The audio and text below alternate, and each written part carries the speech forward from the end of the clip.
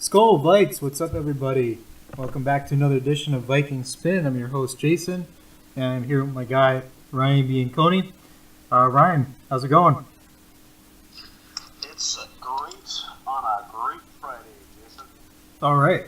Well, we're gonna break down the Vikings Panthers preview here. The Vikings come into this game at 10-2, currently the top seed in the NFC, and the Panthers coming into this game 8-4, currently at the number 6 seed if the playoffs were to begin today. And I'll go over some of the rankings, Ryan, and then we'll get into the matchups. Looks like for overall offensive yards, the Vikings come in 5th overall, and Carolina comes in at 18. Offensive points per game, Vikings come in 11th overall. Carolina comes in 16th. Overall passing offense, Vikings come in at 13th overall, and the Panthers come in at 25th. So they struggle to throw the ball this year. You trade your number one receiver a quarter of the way through the season. That kind of happens. Yeah, I was just thinking about that. Really bad move to get rid of Kelvin Benjamin, in my opinion. That's one of the mind blowers. I have no clue idea what the heck they were doing with that. Well, the rushing offense, the Vikings come in 6th overall. The Panthers come in 5th overall. And a lot of that's due to Cam Newton's running himself. And overall defensive yards, the Vikings come in 2nd overall in the league. Carolina comes in at number 6. Oh yeah, we got some great defensive rankings. We're also number 2 overall in defensive points per game allowed, and Carolina is currently 11th. Overall pass defense, the Vikings come in 10th. Carolina comes in 7th, and overall rushing defense, the Vikings come in 2nd overall. Carolina comes in 4th overall in the league. So that does it there for the rankings. But yeah, like you said, the trade of Kelvin Benjamin is a real head scratcher. Mm-hmm. And yes, because they're still kind of waiting on that Devin Funchess to develop. And Greg Olson's been out for quite a bit of the season. He's always been something of a safety valve for Cam Newton. And it's tough to rely on a tight end to be your number one. Even though Greg Olson's great, I mean, he's getting long in the tooth. So you think they would have kept good perimeter guys like Benjamin. He's developing quite well, if I'm not mistaken. Yeah, I'm also surprised at that move. And then it doesn't help, too, that they recently lost Curtis Samuel, who was one of their higher draft picks. He was playing wide receiver. He was playing the third receiver position when they had Benjamin, and then he slid into the 2, and now he's been lost for the rest of the season. So Oof. Yep. The hits just keep on coming. Yeah, and so that brings me to the injury report. Looks like here for Carolina, starting linebacker Shaq Thompson will be out for this game. Oh, that's a big one for them. Yep. Um, He's a utility guy. He's all over the field for those guys. They use him in a variety of packages in a lot of different formations. That's a big missing piece for that defense. yep. It looks like now Cam has been banged up, but he did not appear officially on the injury report, so obviously he's going to play. Some other guys that were on the report but are expected to play are Greg Olson's still battling the foot injury, but he is expected to play, as well as Ryan Khalil is also expected to play. And then some of the guys that were listed as questionable that we're not really sure if they're going to play because they either didn't practice on Friday or they were limited during the week. Backup center Tyler Larson, wide receiver, starting punt returner Kalen Clay, and wide receiver Devin Funchess. Did not practice on Friday, so Whoa!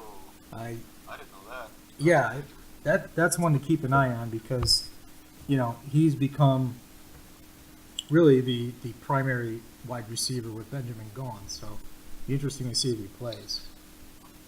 Earlier this week, Jason, I had seen a report that defensive end Charlie Johnson was not going to play either. Is that still holding true? I didn't see that on there. It wasn't on the official. Ron Rivera was on Moving the Chains on Sirius XM. I want to say Monday or Tuesday, and I could have swore they said Charlie Johnson was not going to play and that Julius Peppers was going to start in his place. Let's see. Because if that's the case, that's a big blow to that front seven because he's been a very good player for them for a long time. I wonder what that injury was here. I'm gonna bring it up actually because it wasn't on the obviously the.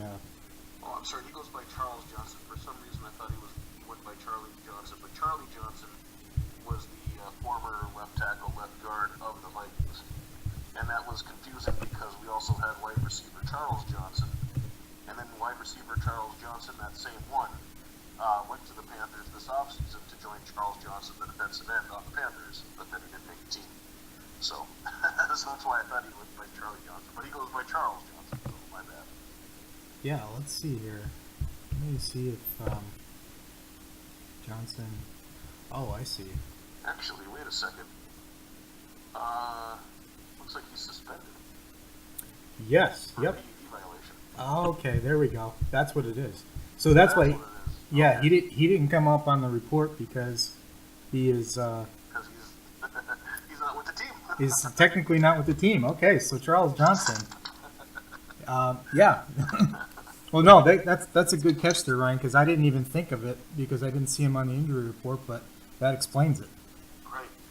Yeah. So Julius Peppers, who played many years with the Panthers and then made a lot of money with Chicago and played at a high level there, and then joined the Packers. I want to say for 2 or 3 years. Yep. Then signed with the Panthers in the offseason again. Looks like he's going to finish his career where it started. Is going to get the chance to start at defensive end against, I'm going to guess he's going to be going against, he's probably going to go against Riley Reid. Yeah, I would think so. And I guess I would imagine Peppers was probably in a third down pass rush role before Johnson got the suspension, and now he's going to have to Right. play a lot more snaps in this one. So That's going to be interesting. It'll be interesting to see how he does. He may, he was always a really good athlete, and he may end up looking pretty good, like just on sheer adrenaline those first couple series. right. And I think he's been. Well, let's see. This would be the first game that he would be starting because if it was December 1st when that story broke, then this would be the first game. I would think Right. for them since then. Yeah, that sounds about right. And yeah, so you might see a good charge out of him on maybe that first or second series, then he'll probably just get gassed. Yeah, he's definitely not a spring chicken anymore. So the stamina will be key to watch. For the Vikings, it looks like this is going to be for the fifth straight week that Rashad Hill is going to start in place of Mike Remmers. Remmers is out with a lower back injury. He had originally missed time with the concussion, and then tried to come back last week, and then injured the back in practice, and is going to miss his second straight week now with the back.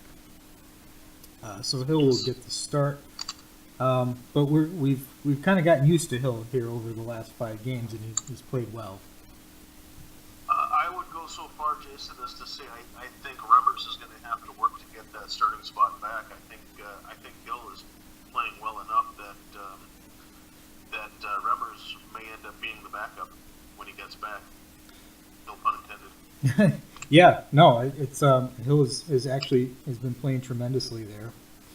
And the only other one that's out for the Vikings is David Morgan. He apparently didn't make it all the way back. Yep. So Blake Bell will go from the third tight end to the second tight end. I expect to see more of C.J. Ham in this game sometimes, and don't be surprised to see Jeremiah Searles come out as a goal line tight end too. I like when they do those power sets like that. It's fun to watch. Yeah, that should be interesting. I wonder if they'd even throw a pass to Searles. Maybe they practice some of it during the week. You never know. Tell me that wouldn't be exciting, huh?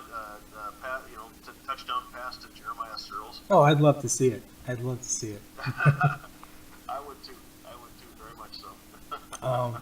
Now, Elfline is the only other person that appeared on the report. Questionable, but he did practice all week on a limited basis. So he is expected to play.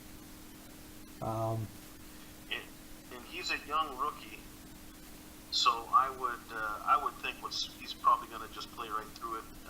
He's young, he's got a lot of energy. That's my guess anyway. Yeah, I would expect. I'm pretty sure we're going to see Elfline as the center. And that wraps up the injury report. That takes us here to some of the individual matchups. Now the Panthers defense, when we're talking about our Vikings wide receivers versus the Panthers cornerbacks, we see a familiar face. Captain Munnerlyn is the slot cornerback for the Carolina Panthers. Yes. I'm guessing he's probably going to end up covering Adam Thielen quite a bit, maybe a little bit of Kyle Rudolph. Yeah, I would expect that as well. The Vikings have used Thielen in the slot quite a bit this year, so I expect that will be a matchup. They've also got their starting cornerback. The top guy they have is James Bradbury. Let's see here. Okay, and Worthy is the other cornerback, or Worley. So this is it's a pretty good group. Bradbury has become the top guy since Josh Norman went to the Redskins. I don't think he's quite at I don't think he's quite at Norman's level, but he's a solid guy. But if I remember, they're pretty well coached over there too. Ron Rivera's he's the defensive. His background, his defense, was a pretty darn good player on the Chicago Bears legendary Super Bowl team, and was a pretty good defensive coordinator for the Chargers before becoming the Panthers head coach. So that defense is pretty well coached. So even if when they're a little talent depleted, you can't really count them all the way out. Right. No, absolutely, and I think the Vikings will have to take advantage of try to take advantage of their athleticism. I did a little bit of research there, and it looks like Worley, the other cornerback ran a 4.64. So he'll be. Mm-hmm. I wonder if the Vikings will. They could do things a couple different ways. If you want to go lots of speed on the outside, you could put Thielen outside to try to get either him or Diggs matched up against Worley, who runs the 4.64, and then you would put Wright in the slot. I was gonna say, yeah, if you put Wright in the slot, then he can do those sneaky, elusive routes that he likes to do, and then get past the guys like Munnerlyn and Luke Kuechly covered the middle quite well, even on the pass. Right. Yeah, it's I really like the diversity that the Vikings have with the third receiver. It's kind of a rotation between Jarius Wright, Michael Floyd, and Laquan Treadwell, and and they bring different skill sets, and you can kind of tailor your game plan to your opponent. Very much so. Yeah. Treadwell, interestingly enough, is in my opinion, I mean, he's looking more and more like he's kind of starting to get the route tree down. Right. And then you've got Wright, that's just like I said, just a sneaky, shifty route runner. Yep. Kind of getting to where the defensive players aren't, and then Floyd is just a strong, physical, go up and get it, fight for the ball, pretty good catch radius kind of guy. So yeah, I mean, they're very diverse at that third wide receiver spot. Yeah, be interesting to see how they attack it. Last year, Kyle Rudolph caught a touchdown from Sam Bradford against this Panthers defense, now who will be without Shaq Thompson. So it'll be interesting to see what the Panthers do. Apparently, they said that they're going to play a lot more nickel, and Captain Munnerlyn's going to kind of pick up the slack there. So, we'll see. We know him. Yep. And there's, now, Captain, to his credit, he usually doesn't let his height become that much of a liability for him. He does a lot of things to disrupt routes, but it's going to be pretty hard to disrupt Kyle Rudolph with that big body.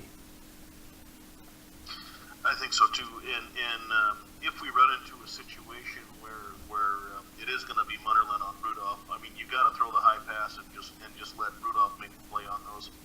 That's like that's like having Shaquille O'Neal have John Stockton or Kyrie Irving play defense on him. Right, and interestingly enough, last year Shaq Thompson was healthy, and I remember the pass that Bradford put up to Rudolph was a go and get it type of a ball, and Shaq Thompson couldn't get up there with him, and he's several inches taller than Captain Munnerlyn. So. Yeah, that's right. That's right. Yep. Then you've got our offensive line. Case Keenum, Jet and Murray against this Panthers front seven. It's a talented front seven. I know they're without Thompson, so if they're going to be in the nickel, you're going to have veteran linebacker Thomas Davis and Luke Kuechly coming out there as the backers, and like you said, Peppers has to take over for Charles Johnson as the main pass rusher. Mm-hmm. Is Starlin Tule still on that squad? Yes, he is. He is starting at defensive tackle. Okay, yeah, and has he become more of an eat up the blockers guy with them, or because I always thought he was a 3-tech coming out of college? Yeah, I think they're using him in that way. Him, and then the other one is Kwan Short. Those are the two. Oh, that's right. Yep. Yeah. That's right. He's another big bruiser. Yep. So they're, these are, space eater kind of guys that they have. To try to clog the middle. They have a pretty good running defense, 4th overall in the league, so they're getting it done there.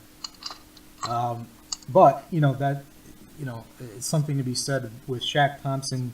He may not be able to guard Kyle Rudolph at 6'6", but he's a really good run defender, and they might miss him in this one. Yeah, I think so. And I mean, you still got to account for Kuechly interesting thing about Kuechly is he keeps getting concussion after concussion, and he still plays hard. I don't think he's much longer for this league, and I think he's only been in the league 5, maybe 4 years. Right. I think as great as he is, I'm actually concerned for his long-term health. And the concussions is just something you don't mess around with. Right. And when you get a physical team like us, I mean, I wouldn't be surprised if he ends up not playing as many snaps for that reason. Well, yeah, he's going to be taking on a bruiser in Latavius Murray. Latavius Murray, one of the biggest backs in the NFL at the tailback position. Yes. So he is a load. So the Vikings will have a nice 1-2 punch there as usual in the backfield. Right. And now over on the defensive side here with us, the focus is on this game, of course, with Funchess questionable, Kelvin Benjamin in Buffalo, Curtis Samuel on injured reserve. It's got to be Christian McCaffrey. I was going to say that's probably who they're going to end up game planning for. McCaffrey's been doing pretty well for them this year. He's almost like an inverted Percy Harvin in a way because he's so involved with the passing game. Right. If you remember, Percy would occasionally get into the backfield for us and run some plays rushing style. And kind of like Patterson too. Right. But I think, yeah, I almost feel like they're gonna maybe try forcing Carolina to have McCaffrey beat us, and I don't know if the rookie's ready to take on that kind of a load. Yeah, it's quite a bit to ask, from him. To me, they run a lot of these plays, and Anthony Barr was alluding to it. But there's a lot of window dressing. Him and Kendricks, they're going to be focused on just kind of read and react because they run so much of the read option with McCaffrey, and it's either Newton's going to run or he's going to hand it off or flip it to McCaffrey. Sometimes they put Jonathan Stewart back there and it's kind of a full house or wishbone type of thing going on. But it's a lot like last week with Atlanta doing a lot of this max protect. A lot of times when the Panthers go to this full backfield, they'll have Stewart sticking in there to block. And I've seen some of the plays. McCaffrey might even be blocking for a couple of seconds, and they're doing the same thing that Atlanta was doing. They're really trying to protect Newton because Matt Khalil is struggling at tackle this season. With the protection, and it winds up where they have just the three out in the route. So I wonder if this is going to kind of unfold like what we saw in Atlanta. Boy, that's an interesting way to go with that.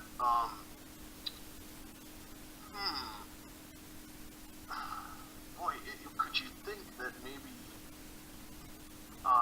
it would kind of start from the trenches, from the inside outward? Yeah. Right.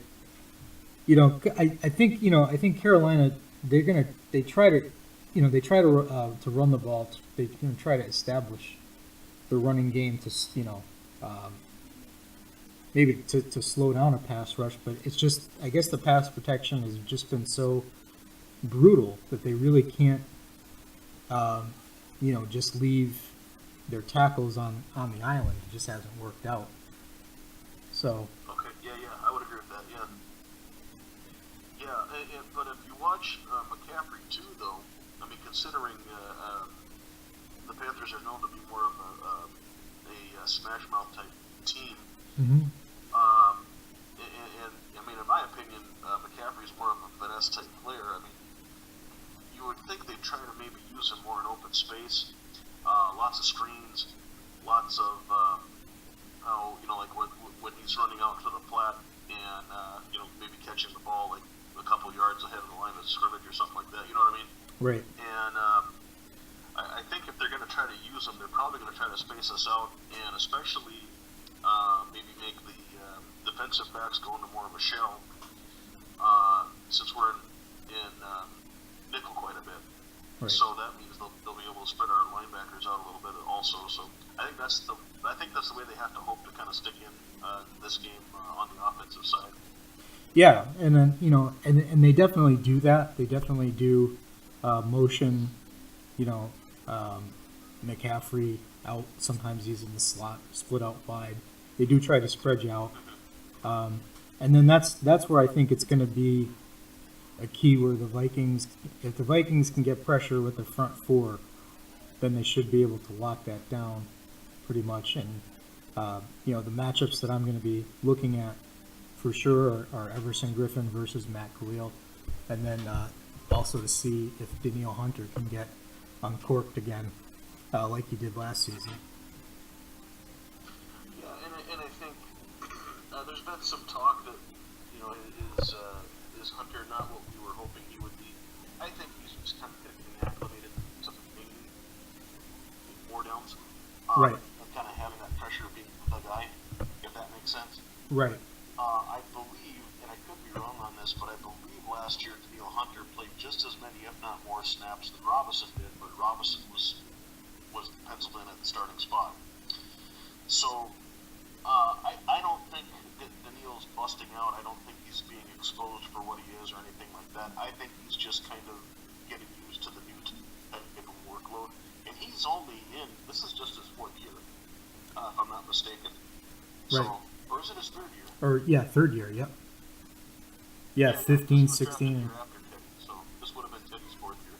Right. Okay, yeah. So it's only his third year. He's young. He came out of college raw. We all knew that. So I don't have quite the ho-hum demeanor toward him as some have taken to. Some of the Vikings fans have taken to. I don't think he's going to stay in this little funk for long. No, and I still think his numbers are still decent with the sacks. Yeah, it's not the year he had last year, but he's playing the run so much better this year, and the Vikings' run defense is so much better this year because he's kind of sacrificed a little bit and is in the scheme is playing the run more so than he had to last year because he's getting more snaps because he's in there on first down. Whereas last year he used to come in on third down. So yeah, I'm not worried about him at all, and I especially I think if we can shut down Jonathan Stewart. I'm not really concerned about McCaffrey running through the tackles, but Jonathan Stewart's probably the guy. Yeah, he's the guy to key on the early downs. So. And he can still grind it. He's getting up there in age too, and he can still wear those linebackers down with those hits that he lowers the shoulder on. So kind of fun to watch yet. Yeah, Jonathan Stewart. I'm looking at him here. 5'10", 240 pounds. Very compact. Yes, very compact. So. That'll be a challenge for us. I think we're up to that task, but he's no slouch, and obviously the linebackers will have their eyes on McCaffrey, and if Funchess plays, I'm sure that Xavier Rhodes will be on him for the most part, since he's Funchess has pretty much become the guy. For Cam Newton, with Olsen out of the lineup, and now Olsen will come back. Of course, I'm sure that he's going to look his way in this game, but Funchess is still the primary outside threat, and so I expect Rhodes to follow there. Yes. On special teams, it looks like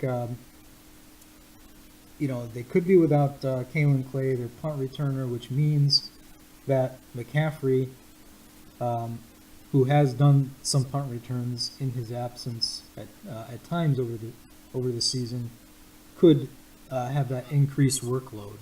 So I wonder if that's going to affect his snap count. That's a good point. Yeah, that's a very good point because they take a beating when they return the punts, especially. Yep. And the kicker they have is Graham Gano. He's been accurate this season. He's sharp. Yeah, very sharp, very good. In the 30s, the 40s. The only area that he's struggled in is over 50. He hasn't been as effective. So he's an accurate guy for the shorter ones, but I guess he hasn't quite had the range past 50 this season. So we'll have to see if that will affect Ron Rivera's decision making at all. So, Okay, very interesting. yeah, I think the keys maybe to the Vikings victory, and you can see, you can tell me what you think would be your keys. But I've got maybe using the screen game to eliminate those big space eaters in the middle, and that the pass rush of Julius Peppers. So maybe slow that down a little bit. I think Diggs and Thielen can, and Jarius Wright, if they choose to go that route, can win the matchups on the outside. But it definitely helped to get the screen game going, to kind of slow the pass rush down, like Case gets some time to throw. Right. And of course, and I'm sure Rudy's going to be part of this as well.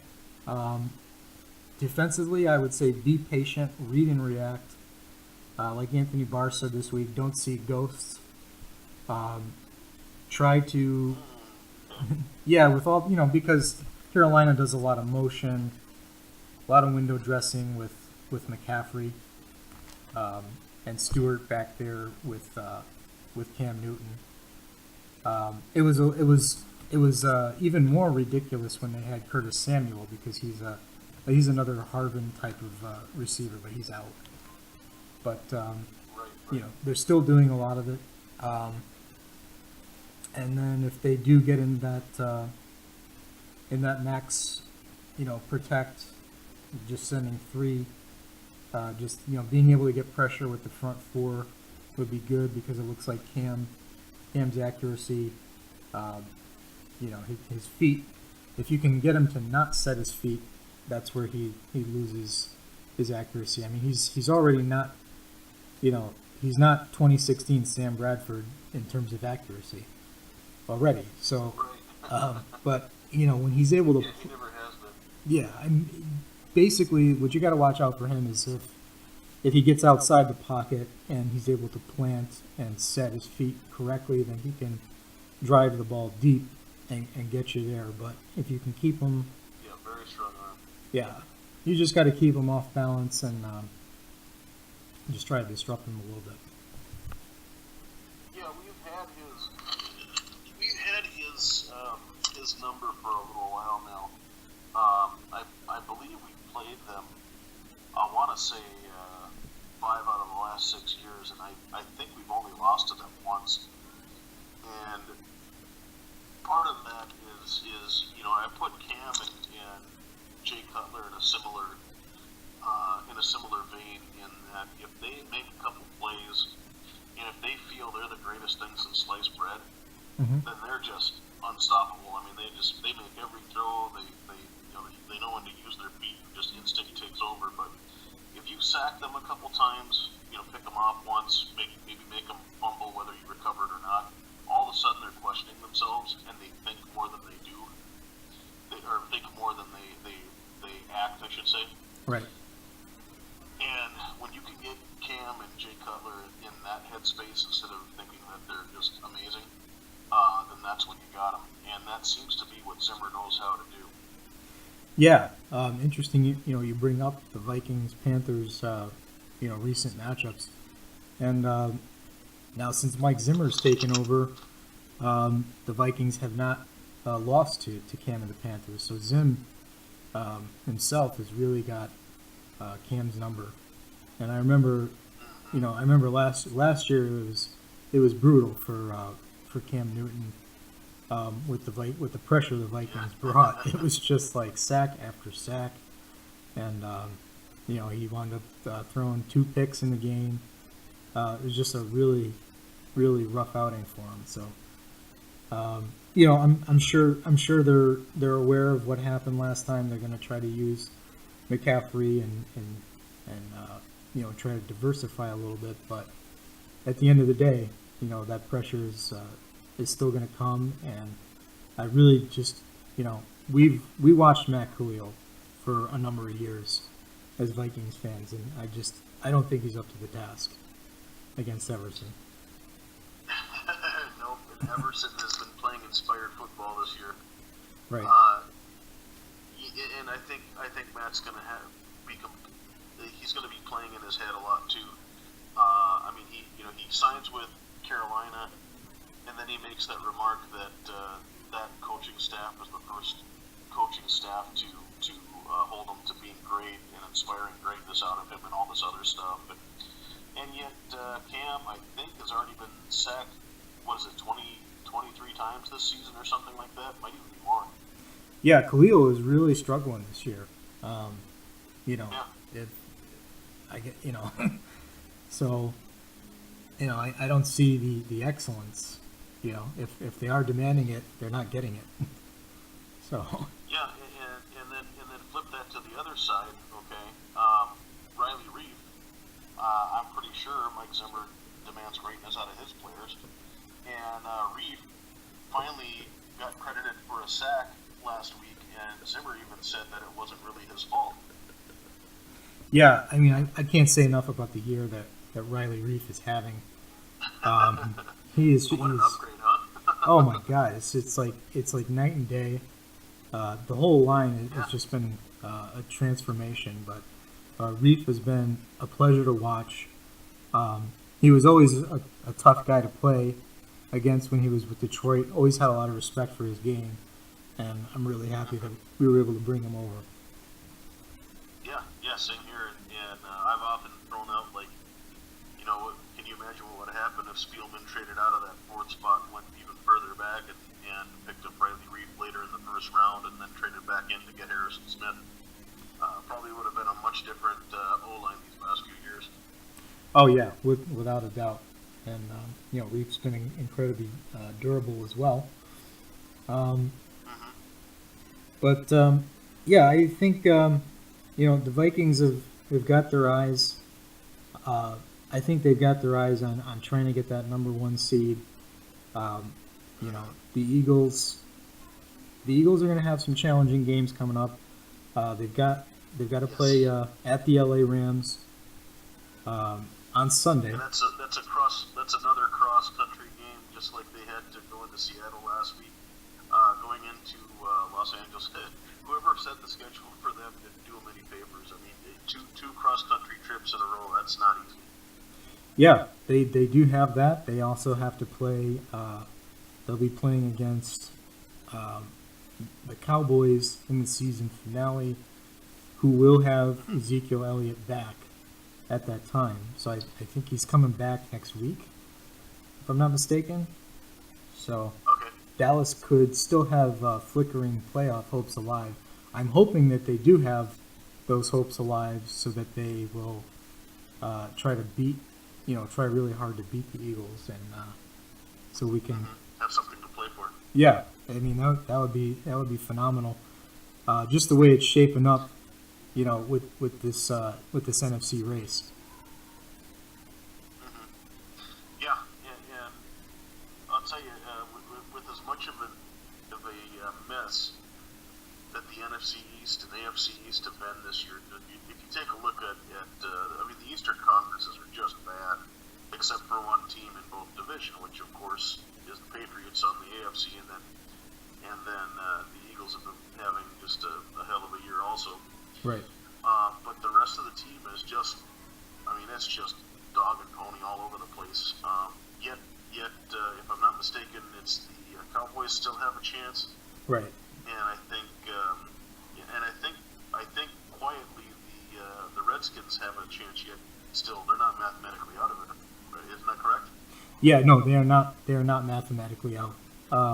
Mathematically out.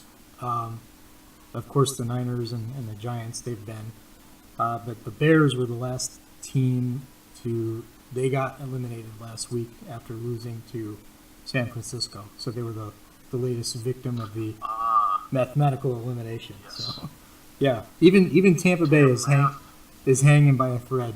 No kidding. Yeah. Wow. I think it's still possible. I mean, lots of stuff has to happen, but it is possible. Is in Tampa Bay's case, is it more if Carolina and New Orleans and Atlanta all have meltdowns and they happen to somehow grab the division championship? Yeah. Is that kind of how they can do it? Yeah, I think that's the only way they can do it. I don't think they can get in as a wild card. Yeah, I think the teams in front of them all hold the tiebreaker virtues. Right. Yep. Yeah, they'd have to win a division. But yeah, that's what's going on there. Of course, the Falcons had a big win over the Saints, which put the Saints. We already had the tiebreaker on the Saints, but now they are a full game, they're a game and a half at this moment. Behind us, we could put that to 2 games ahead of them if we can beat Carolina. Oh, that'd be nice. That'd be real nice. And we would simultaneously win the NFC North. Yes, I was about to go there myself. Yes, that would. I would love for us to be able to say we clinched the division in week. What's this, week 13? No, week 14. Right. Yep. Week 14. Yeah.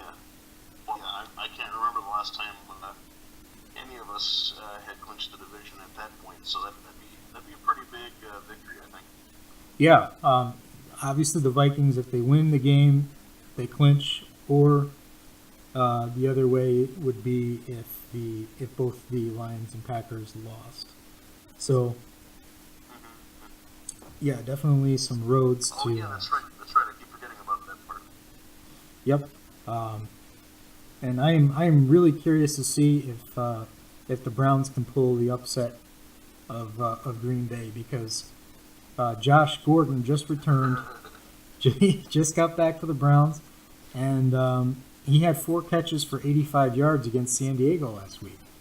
So, which blows my mind because he's been out of the league for what, 2.5 years, something like that. yeah, And then he comes out and almost does 100 yards with was it Kaiser throwing to him? yeah, Kaiser. Yep, Yeah, and Kaiser kind of stinks. So.